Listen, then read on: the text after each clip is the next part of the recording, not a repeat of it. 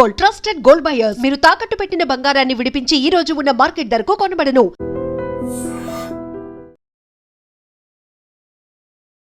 Welcome to IT news. This is Pavan. Breaking news చూస్తున్నారు.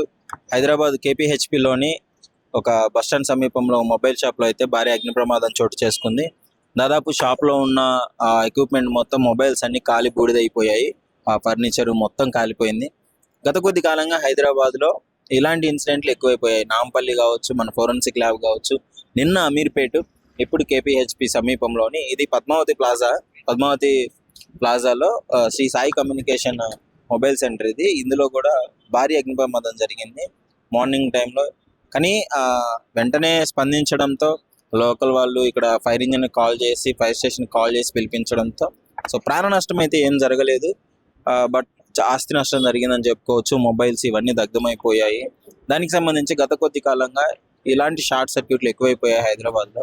సరైన safety measures maintain చేయకపోవడం వల్ల ఇలాంటి ఇన్సిడెంట్లు జరుగుతున్నాయని చెప్పేసి హైడ్రా టీం కూడా నిన్న అమీర్పేటలో జరిగిన ఇన్సిడెంట్ దగ్గరికి వచ్చి తనిఖీలు చేపట్టింది. అసలు సరైన సేఫ్టీ మెజర్స్ ఉన్నాయా లేదా బిల్డింగ్స్లో అని చెప్పేసి. చాలా వాటికి బిల్డింగ్స్ అన్ని సేఫ్టీ మెజర్స్ తీసుకోకుండా వాళ్ళ ఇష్టం వచ్చినట్టు కట్టేసుకొని తర్వాత ఫైర్ యాక్సిడెంట్ అయినప్పుడు తప్పించుకోకుండా ప్రజలు ఇబ్బంది పడుతున్నారన్న కోణంలో పోలీసు వాళ్ళు దర్యాప్తు చేయడం జరుగుతుంది. ఆ తరహాలోనే ఫైర్ యాక్సిడెంట్ అయినా కాకముందు కూడా బిల్డింగ్స్ అన్ని తనిఖీ చేయడం జరుగుతుంది.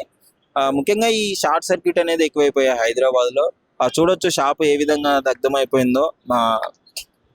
అక్కడ కనిపిస్తుంది కదా, మొత్తం కాలి బూడిదైపోయింది. లోపల మీరు చూసుకున్నట్లయితే ఒకసారి మీకు క్లియర్గా చూడొచ్చు, మొత్తం కాలిపోయింది. అసలు ఒక్క మొబైల్స్ కావచ్చు, అందులో ఉన్న మొత్తం టేబుల్స్ అన్ని ఫర్నిచర్ కాలిపోయి, ఆ వైర్లన్నీ ఎలాంటి పడిపోయాయి, అద్దాలు పగిలిపోయాయి, కింద క్లియర్గా కనిపిస్తుంది.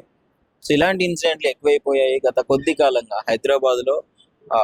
ఇలాంటి షాపింగ్ కాంప్లెక్స్లలో కావచ్చు, ఆ బిల్డింగ్ ఫర్నిచర్ షాప్లో కూడా రీసెంట్గా కొన్ని జరిగిపోయాయి. అంటే ఇలాంటి ఫైర్ యాక్సిడెంట్లు రెగ్యులర్ అయిపోతున్నాయి. సేఫ్టీ మెజర్స్ వల్లనే, సేఫ్టీ మెజర్స్ మెయింటైన్ చేయకపోవడం వల్ల, లేదు మెయింటైన్ చేసినా కానీ అంటే ఆ టైంకి ఆ షార్ట్ సర్క్యూట్ అవ్వడం వల్ల, ఇలాంటి ఇన్సిడెంట్ల వల్ల మోస్ట్లీ ఆస్తి నష్టం అయితే జరిగింది, ప్రాణ నష్టం జరగలేదు.